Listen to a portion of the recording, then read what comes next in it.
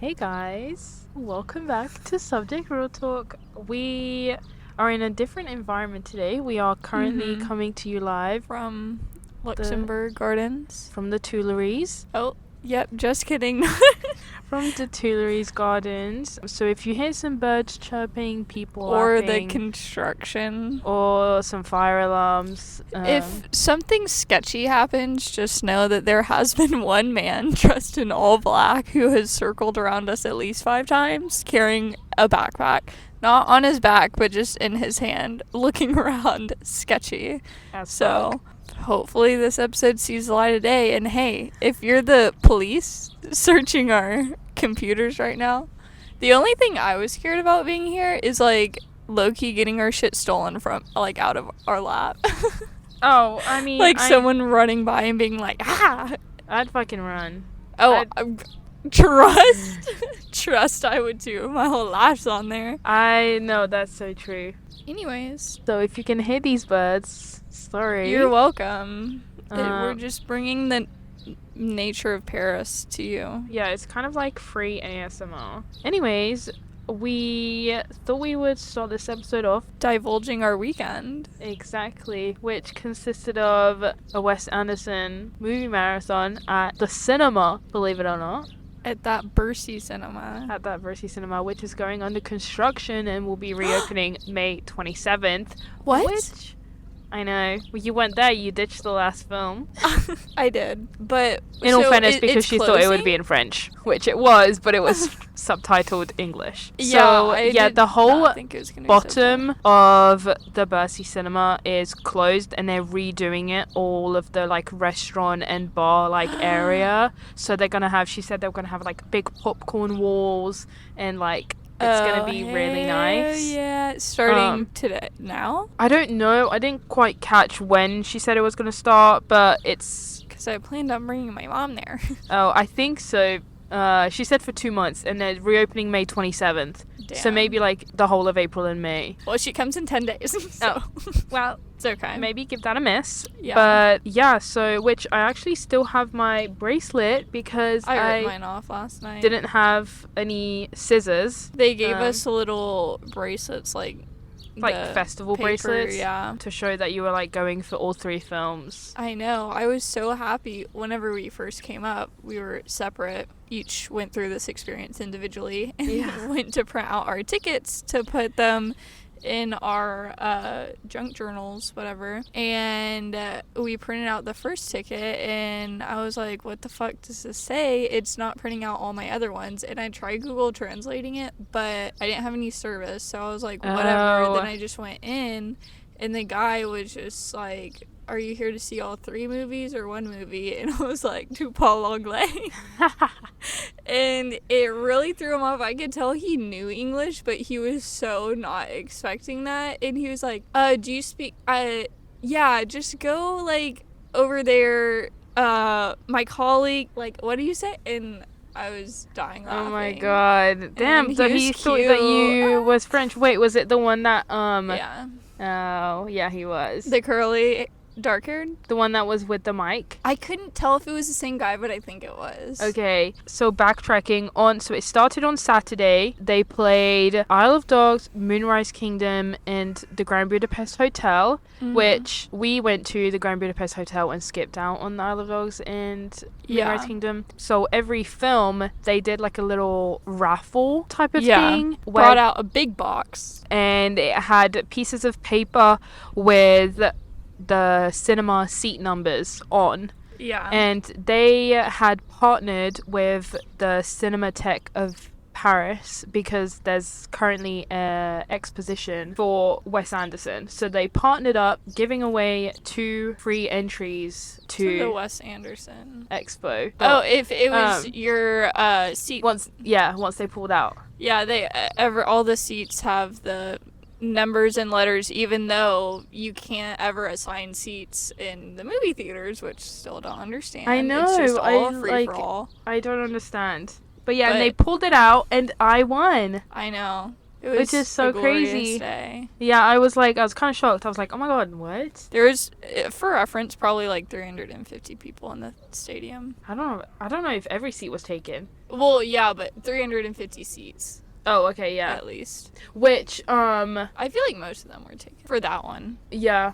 The other ones... Not so much. Yeah. And then on Sunday, we went to see Fantastic Mr. Fox. Yeah. Asteroid City. Yeah. And The French Dispatch. Yeah. And that morning you watched Moonrise Kingdom. I did. At home. And I thoroughly enjoyed it. And I will probably watch Isle of Dogs too, to make it like a complete little thing. Yeah. I feel like Moonrise Kingdom and The Isle of Dogs are the only Wes Anderson film that I haven't actually watched. And did you like it? Moonrise and Life Aquatic. Oh. I don't think I've seen that one either. But I've never seen that. Yeah, I thoroughly enjoyed it. Just having them or watching them at the cinema is just an entirely different experience. It is. I feel like especially because Wes Anderson films are literally art. They truly are. Like the shots are gorgeous. He is just such a amazing director, writer, cinematographer. Like he knows how to cinema. Because I feel like the other movies that we watch, usually I'm like really into the plot or whatever. His are just shot beautifully.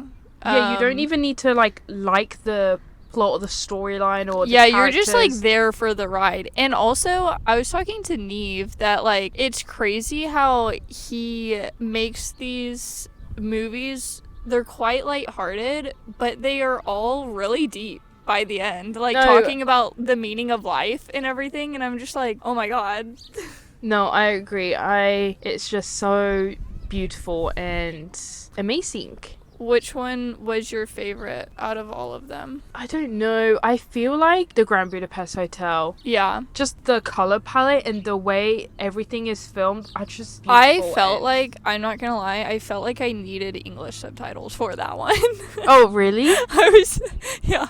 Maybe it's just because they speak so fast and it's like proper English. I was just like, damn. Yeah. Which one was your favorite? I think Fantastic Mr. Fox the most. But I liked the color grading on Asteroid City the best. Loved it. Oh, like, it opens up and it's just like, oh my god, that's beautiful. It was just so different. Yeah. And like, I feel like not many films use those colors or like that color palette. Yeah. And I don't know, there was just something about it. But you guys didn't stay for the French Dispatch because... Yeah. It is, like, a lot of it is in French because they film it in the city of Ennui, which, like, obviously it's not a real place because it's an emotion, but it was, like, play on words, I think. But it's automatically translated in English in the film, which I forgot. I didn't know. I didn't say. Also, honestly, Reddit should have said that whenever we were searching it up. Me and Eve were like, oh, like, how much is in English? How much is in French? And I know, like, which... There was maybe a maximum, like, rewatching it now, there was maximum of 20 minutes, like, fully in French. Yeah, I mean, I do feel like in an hour-and-a-half movie, that is kind of quite a lot, but...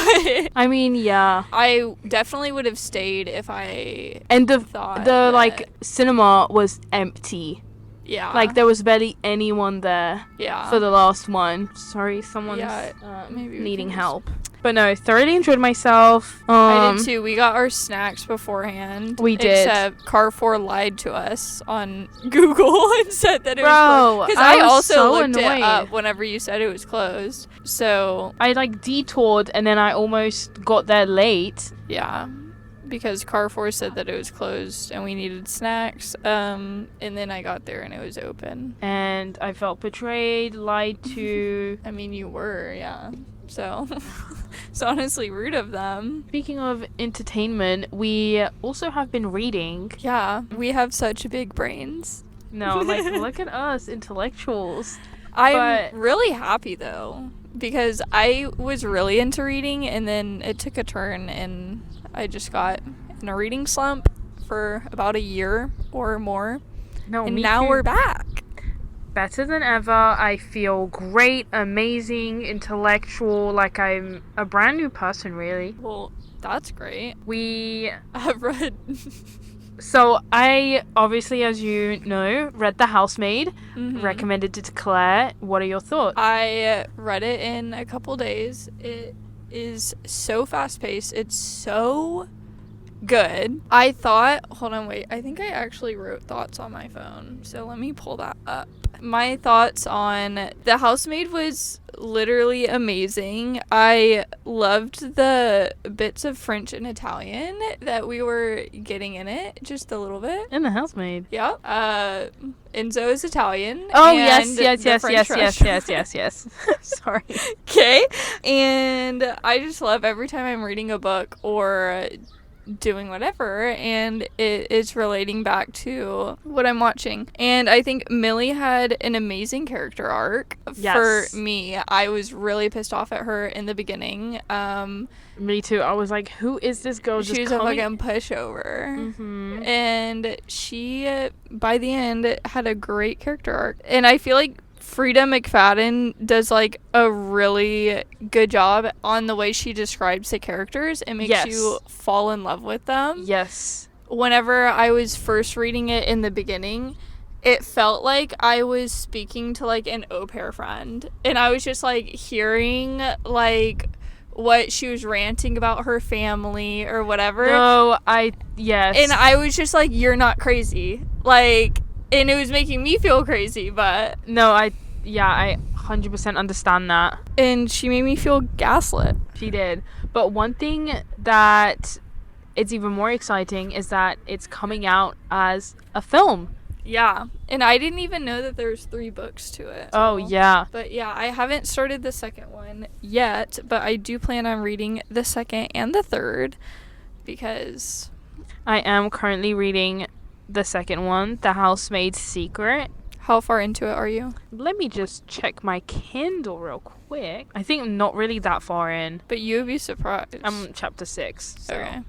13% in. But I'm liking it so far. I feel like it's a different dynamic than the first one, but I'm still I really feel like enjoying the books it. are going to be very different, the 2 next than the first. Yeah. But I'm excited to see how they weave it all in together, the story, and how it develops. Yes, I'm excited because it just started to get like, ooh. So I'm like, I just want to read it, which I probably will at my kids' taekwondo later. Yeah, I have been reading Icebreaker. Which, round of applause, please. My favorite book. No, I'm just kidding. It's really good. I was worried in the beginning whenever I first got it because obviously I did no research into it, but I knew that people loved it and I knew it was spicy. But oh, it is spicy. I was kind of in the mood just for like a cutesy upbeat romance. And in the first couple pages, I was just like, this is not that upbeat. Oh. But it's okay because as time has gone on, I don't know how far into it I am. I think maybe like 25% or something. It's making more sense. I thought in the beginning it was honestly really confusing for me keeping track of all the different people. And it switches perspectives a lot. It does. But if you haven't read Icebreaker, basically it's about a figure skater and a hockey player, and they go to the same college, and you know the freaking ice hockey ring breaks because someone breaks it, damages it, it melts, and all of the above. Yep. And so they now have to share an arena, and it's getting really good. I think after the coach had the speed dating, they did like little pretend speed dating because the players were not getting along with each other. That helped me distinguish who was who in the book because there's like 20 different names.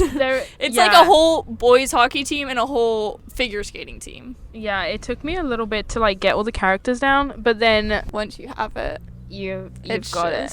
It's going well. Yeah. But I wish, which I actually don't know if there'd be like a second one, or I don't know. It's a whole series, I thought. Oh, maybe. Fuck, I don't know. Yeah, I think. Wait, I could be so wrong, but I thought it was a whole. But I liked how, because who writes it? Hannah Grace. Yeah, I don't think it's a series, but I feel like she does write other like books like this. But Hannah Grace, I liked this style of handwriting? No.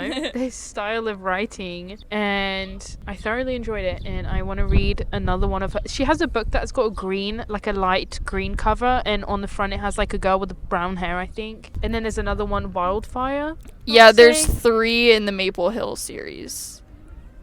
A Maple Hills novel. So it's Icebreaker, Wildfire, and A Daydream. Okay, yeah. But they're like a series, but they're not like, oh. Is it going in between each? Oh my god, there is a massive group of possibly teenagers, probably. And they are running for us. There's at least 40 of them. They're all coming here to have lunch. Damn it. Get away. This is, I guess now it's getting a little bit busy. But no, books like that make me want to start reading like so much more, because they just creatively good characters, good plot, good backgrounds. Yeah. World building, I guess you could say. Yeah. I feel like I don't really like her writing style as much, but it's obviously this book is amazing. But I prefer when it doesn't switch points of view from multiple different people. I love that. I love getting different people's perspective on what's happening. I don't know, I think maybe just because I'm nosy. It's all rooted down in my curiosity. Maybe. Let us know if you've read any of these books and what are some of your favorite, or what are some of your books you're reading right now. Yeah, we'll keep you updated on our reading journeys. Yes. Okay, guys. Well, that was... Yeah, we didn't really have a plan going in today's episode. Very sorry. We hope y'all enjoyed it. And tune back in for a juicy story next week. And the lore. And the... Oh, yes. Exactly. Okay, bye, guys. Love you.